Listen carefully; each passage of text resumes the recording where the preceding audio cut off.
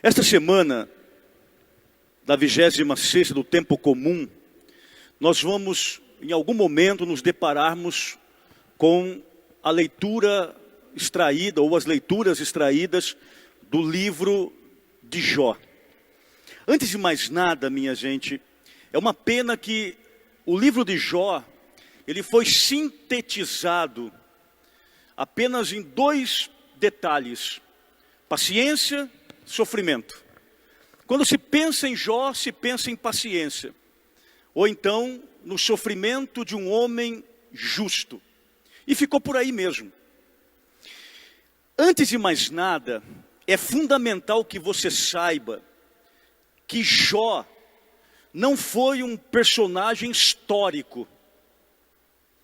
Jó é a epopeia exatamente de um homem que foi sábio e justo. Mas não que necessariamente este Jó tenha sido uma pessoa concreta, historicamente falando. O livro é muito mais dentro de uma narrativa, de uma epopeia, do que de qualquer outra coisa. Quando foi escrito esse livro, o contexto de um texto é fundamental para não se cair num pretexto. Portanto, dentro da chamada literatura sapiencial, nós enquadramos e contextualizamos o livro de Jó no século V antes de Cristo. O que estava acontecendo exatamente no século V antes de Cristo? Era o povo que estava no pós-exílio da Babilônia. Historicamente falando, o povo já tinha retornado da Babilônia e os sábios de Israel estavam refletindo exatamente tudo que eles tinham passado no tempo do exílio e, claro, relembrando os seus ancestrais. E foi aí que os sábios judeus, os sábios de Israel, começam então a escrever a literatura sapiencial. Nesta literatura, então, se enquadra o livro de Jó. Por quê? Porque todo ser humano passará em algum momento por perdas, por crises, por dificuldades, porque o ser humano precisa exercitar a fé. Mais do que pensar em Jó como um homem simplesmente, e aqui seria talvez uma linguagem somente artificial, muito rasa, para colocar Jó apenas como um homem da paciência. Jó foi um homem questionador, embora ele nunca tivesse em nenhum momento traído a confiança de Deus. O que nós ouvimos hoje, na primeira leitura, nós percebemos que em algum momento, dentro da narrativa do texto dos sábios de Israel, acontece como se fosse uma assembleia. Nessa assembleia, Satanás se faz presente. Você sabe que Satanás, na língua grega, significa aquele que acusa. Mas a gente vai percebendo nos estudos sobre a demonologia que Satanás era cínico. Há um cinismo muito forte em Satanás. Por isso, toma muito cuidado com gente cínica. E se você é cínico, procure corrigir esse teu erro. O cinismo é muito próximo de Lúcifer. De repente, Deus, com seu olhar bondoso, Deus com seu olhar onisciente, que tem ciência de todas as coisas, vai então qualificar algumas características desse homem, desse justo chamado Jó. Aliás, outra coisa, a termos de etimologia, Jó ou Jobe, tem 2 possíveis traduções. Uma é hebraica. Jó, do hebraico, significa aquele que foi hostilizado. Na língua árabe, Jó significa aquele que voltou-se. Do verbo voltar, então, tinha-se uma ideia de que Jó era o homem que sempre voltou-se para Deus em todos os momentos de sua vida. Algumas correntes de teólogos, de biblistas, de hermeneutas, de exegetas, então ficam às vezes com o hostilizado ou com aquele que voltou-se para Deus. Mas, ok. O que Deus via em Jó? Primeira coisa, versículo 8, diz o seguinte. Aqui é Deus dialogando com Satanás. Reparaste no meu servo Jó? Na terra não há outro igual. Aí vem a primeira característica que Deus elenca dele. É um homem sincero. Diga-se comigo, Jó. Um homem sincero. Pessoa sincera é aquela que não é dissimulada. Pessoa sincera é aquela que não finge. Pessoa sincera é aquela que é o que ela é. Pessoa sincera não está preocupado em mascarar-se, em maquiar-se nas relações interpessoais. Portanto, a primeira qualidade, e olha o que Deus está observando no homem, não é só em Jó, não é só na literatura sapiencial, não era só no século V a.C., isso hoje, para todos nós. Deus não está muito preocupado com as fantasias e as máscaras e as maquiagens que nós usamos ou fazemos. Deus está realmente sondando a sinceridade, a transparência, a pureza e as retas intenções que moram no nosso coração. Deus vai dizer uma segunda qualidade de Jó. Diga-se comigo, homem correto. Correto aqui, na tradução bíblica, significa um homem inteiro, íntegro. Pessoa íntegra, correta, é aquela pessoa que não vive pela metade. E esse é o grande mal do ser humano. Tudo o que a gente faz mal feito, com mediocridade e deixa tudo pela metade. A pessoa reta, a pessoa correta, a pessoa íntegra, é aquela pessoa que é perseverante nos seus ideais, é perseverante nos seus objetivos. Daí uma coisa interessante hoje. Quando um casal de jovens começam a namorar, os bobinhos têm uma expressão, que é uma expressão totalmente errada, quando diz que encontrou a sua metade. Se você encontrou a metade do outro, então onde está a outra metade? Não procure metade dos outros, procure o ser por inteiro. Seja inteiro nas suas relações, seja inteiro na sua oração, seja inteiro no teu trabalho, seja inteiro com os teus amigos, seja inteiro para com teu Deus e seja inteiro para consigo mesmo. O que tem lotado os divãs dos psicanalistas, dos psicólogos, dos médicos que trabalham com a alma e com a mente humana é justamente a vida pela metade que nós vivemos. A mediocridade das relações intersubjetivas, interpessoais. Agora, quem procura metade é porque também está pela metade. Porque gente inteira não procura metade, gente inteira procura o outro inteiro.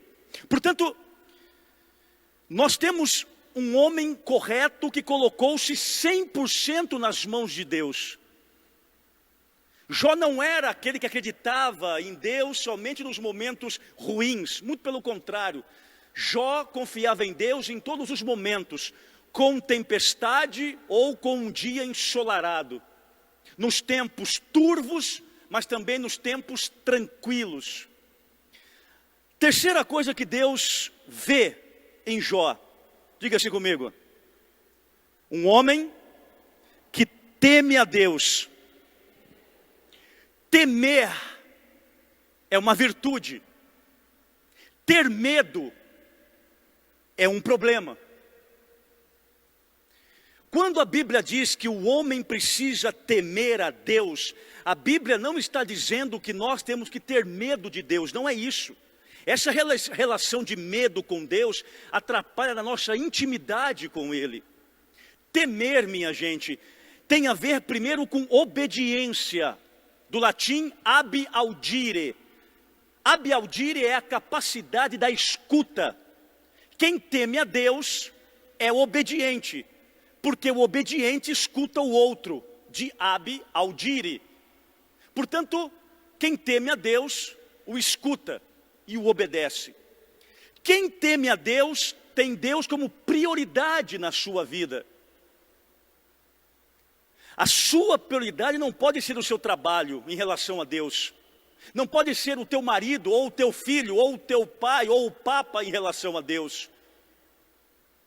O teu carro, a tua casa, o teu salário, a tua pós-graduação, o teu pós-doutorado não pode ser a sua prioridade em relação a Deus. Deus é a minha prioridade máxima e absoluta. E essa relação de prioridade, minha gente, é muito profunda. Não só do homem para com Deus, mas de Deus para com o homem.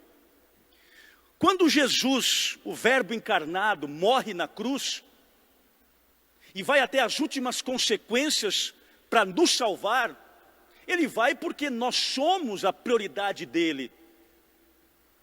Porque Deus nos prioriza, ele morre na cruz. Infelizmente, nós nem sempre priorizamos Deus. Nós priorizamos o trabalho, o dinheiro, as festas, as viagens, a bebedeira, a cachaça, a pornografia, as porcaria da vida. E Deus vai ficando. Só procuramos a Deus quando a água bate no traseirão. Aí procura-se a Deus. Terceira coisa. Diga-se comigo. Jó. Um homem que se desviava do mal. Jó não brincava com o pecado, minha gente. Olha que 4 características fantásticas que Deus viu nesse servo dele. Um homem sincero, um homem correto, um homem temente e um homem que se desviava do mal. Engraçado porque a gente até reza. Tem gente que é apaixonado pela oração de São Bento. A oração de livrar contra o maligno, mas procura o mal o tempo todo. O mal é para que nós desviemos dele. Por exemplo, se você tem um relacionamento, desvie-se da traição, porque é um mal, é um engodo, principalmente na sua carência. O inimigo aqui está falando com Deus, mas os biblistas conseguem olhar no comportamento de Satanás, neste texto de Jó, quando eles dizem, o inimigo é uma espécie de fiscal. Ele vai procurar os nossos pontos fracos. Mas é interessante porque se nós fizermos uma releitura de Satanás à luz, por exemplo, das cartas de Pedro no Novo Testamento, Pedro vai dizer, cuidado com o inimigo, e aí ele usa a metáfora do leão, porque é um leão a rugir, prestes a vos devorar. Se você for para o mundo animal e ver uma das características do leão, o leão, antes de atacar a presa dele, ele fiscaliza o ambiente, ele conhece a presa, ele vai vendo os pontos frágeis, ele vai criando uma estratégia.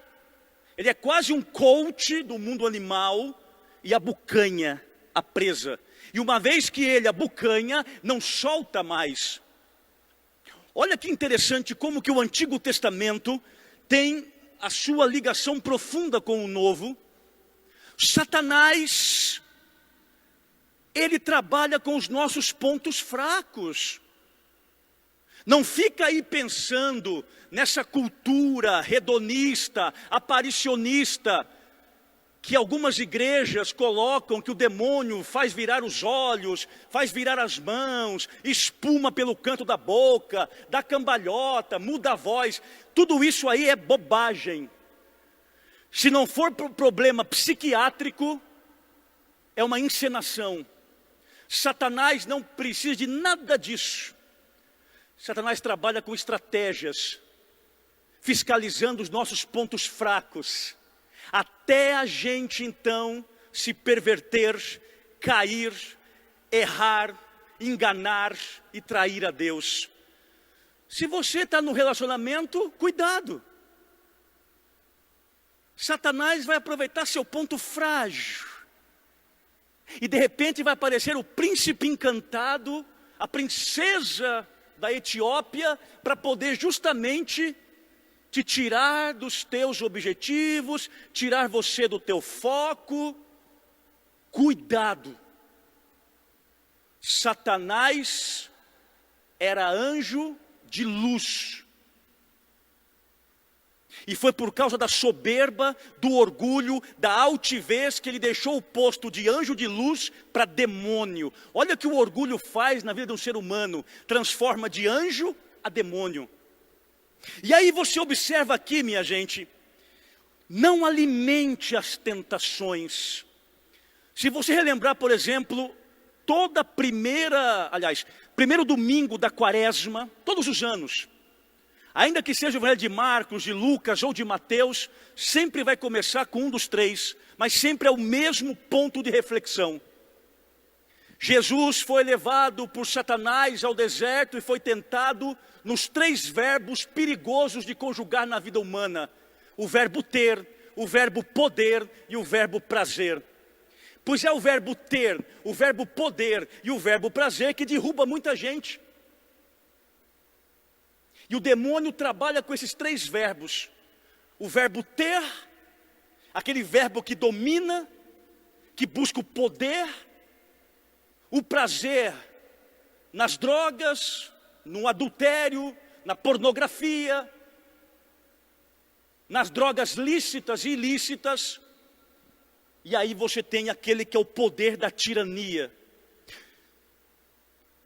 Mas aí você veja que o demônio, na sua perspicácia, indaga Deus.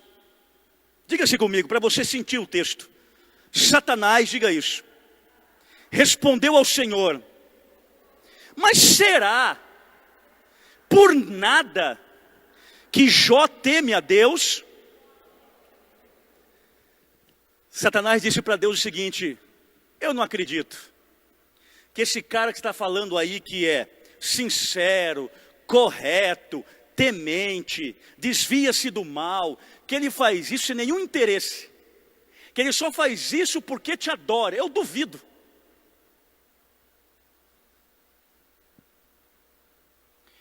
Deus então permite, pode tirar tudo que ele tem, menos a vida dele. Satanás começa então tirando coisas, até que tira pessoas. Jó fica chagado. Raspar a cabeça na Bíblia é o símbolo da total humilhação. Jó perdeu tudo, ou quase tudo, porque o tudo de Jó não era os bens, o tudo de Jó era Deus. E aí o fim do texto é fantástico. Diga isso comigo: nu eu saí do ventre de minha mãe, e nu voltarei para lá. Lindíssimo esse texto. Jó perdeu tudo, mas não perdeu Deus e a fé que ele tinha. Jó disse aqui o seguinte, em outras palavras, minha gente: eu não estou agarrado a posses, eu não estou agarrado a títulos, eu não estou agarrado a bens, eu não estou agarrado a dinheiro, eu estou agarrado em Deus. E olha como que o autor sapiencial termina o texto de hoje, a perícope de hoje, o versículo 22 de hoje. Diga isso comigo: apesar de tudo isso, Jó não cometeu pecado, nem se revoltou contra Deus. Em outras palavras, Satanás foi derrotado. Como é que você exorciza o mal da tua vida? Com trimelique? Só com sal grosso e água benta? Com cruz? Não. Você vence o capeta na tua vida todo dia, quando você confia 100% em Deus. Porque se você tomar água benta, jogar água benta, abençoar um caminhão pipa, jogar na tua casa todo dia, com sal grosso, com sal fino, e você não confiar em Deus, balela. Jó não era só um homem de paciência. Jó não foi só um homem que sofreu. Jó era um homem de confiança e de fé. Aliás, crer, do latim, credere, de cordare, que significa dar o coração a Deus. Como Maria, como Pedro, como Paulo, como Teresa de Calcutá e tantos outros homens e mulheres de Deus. Que nós possamos aprender com o livro da sabedoria de Jó a sermos 100% fiéis a Deus. Ainda que a gente perca tudo nessa vida, minha gente, se você não perder tua fé, tua confiança em Deus, você não perdeu absolutamente nada, porque as coisas temporais irão passar, só Deus será eterno. A Ele uma salva de palmas.